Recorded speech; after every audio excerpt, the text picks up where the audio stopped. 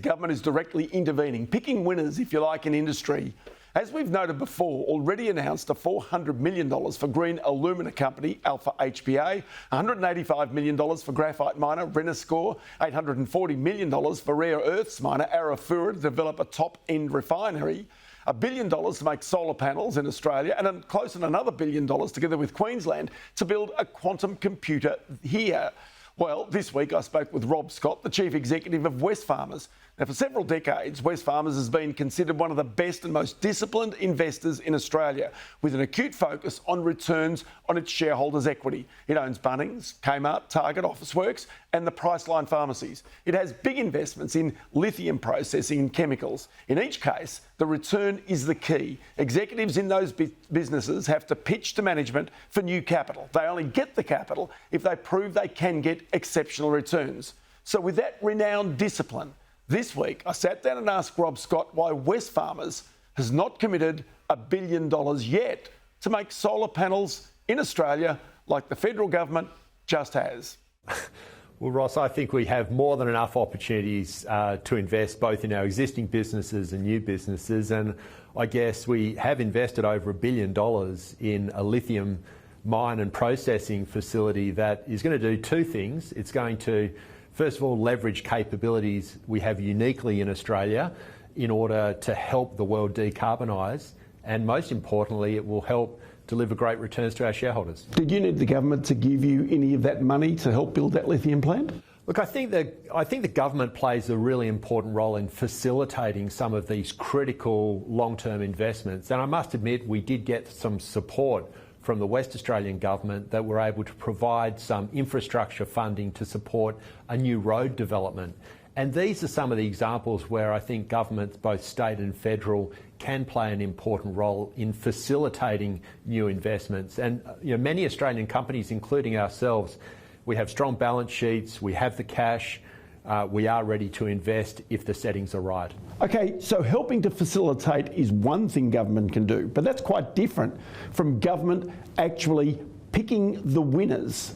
Is it right that government should do that?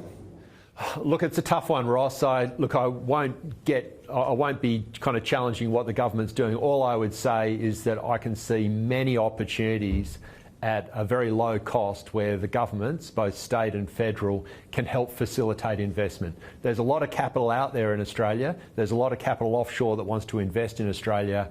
And what I would say is we should try and create the settings to unlock that investment.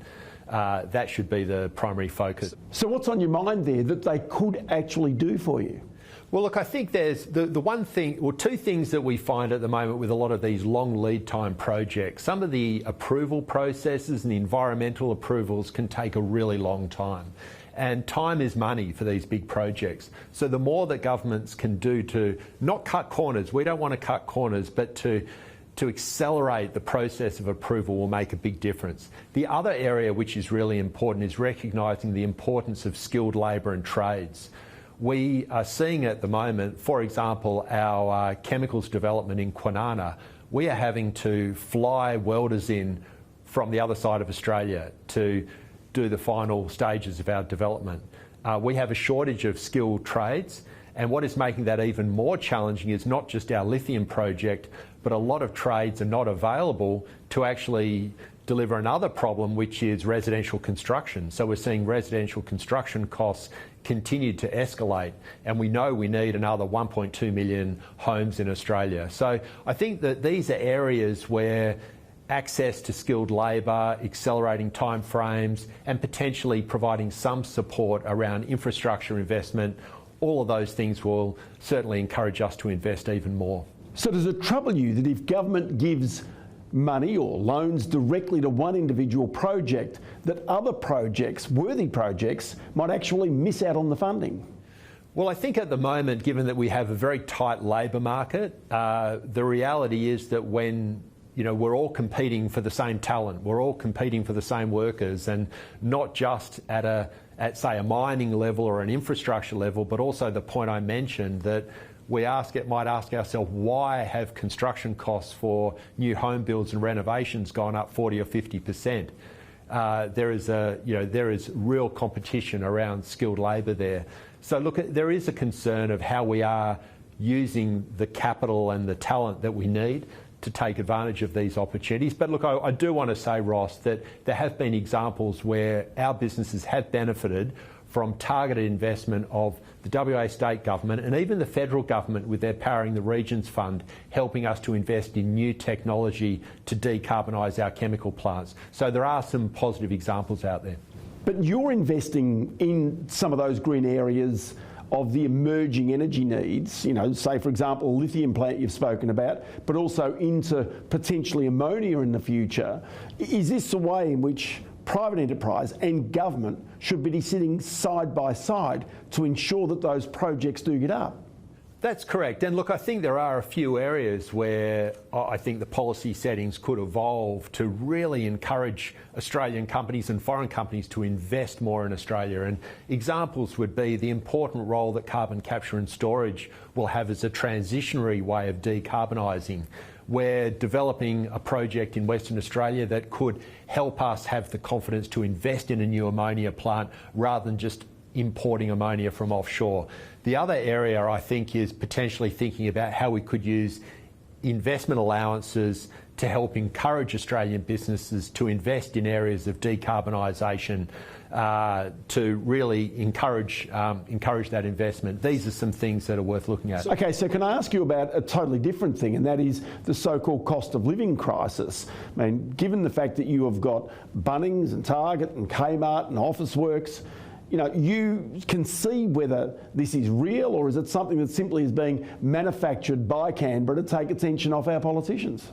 Look, I think it's hard to blame the government for the cost of living crisis. There are many factors. There have been many factors post-COVID at a global level that have led to inflationary pressures. There's no doubt that we are seeing some domestic inflation pressures be quite enduring. Well, you've seen it with your wage claims that have come through. We have. And look, there are things where we do need to reflect on the policy settings in Australia to consider what's happening with energy costs, what's happening with wage costs and so forth. Yes, but government would say that you made lots of profits, that you should and can afford higher wages. Well, look, I think we are very happy to pay higher wages, and in many respects, higher wages is a great thing for our businesses because people that are earning more ultimately spend more money in our stores, and we like paying our teams more, but it's got to come with productivity. At the end of the day, we are very happy to pay more if we're trying to create more value. Do you think government actually understands that connection, that unions understand the connection? Well, look, I think it's a challenging one. I think there's a misunderstanding of really the drivers and the benefit of productivity, but it is something we all have to face into. And look, I would like to think that there are ways in which we can keep improving the prosperity of Australians. What does concern me is the fact that on a GDP per capita basis, we do seem to be going backwards. There is a lot more we can do to unlock the potential of Australian businesses, of Australian workers, and both share in the benefits. Wesfarmers now is becoming a very large organisation with not only your own strategic areas of investment, but also just the number of share companies it's got. In the future, do you see there would be benefit in actually spinning out some of these businesses to become their own separate businesses? Well, at the moment, Ross, I'm really pleased with the shape of the portfolio. We've got some very strong large businesses, Bunnings, Kmart, our Wesf division, that have a lot of growth opportunities. And then we have other smaller businesses with a lot of longer term potential like health and lithium and also Officeworks. So I'm quite excited about how the portfolio is positioned. And the great thing about our decentralised model is that it's very scalable. In the current environment, we're seeing so many remarkable changes to different businesses, different industries. There's a lot of disruption going on. And so a point I made today at our strategy day is that I think that the Wesfarmers model of capital allocation, being able to adjust the portfolio over time, makes us very adaptable and very resilient in today's world. Rob Scott, always good to chat to you. Many thanks for your time.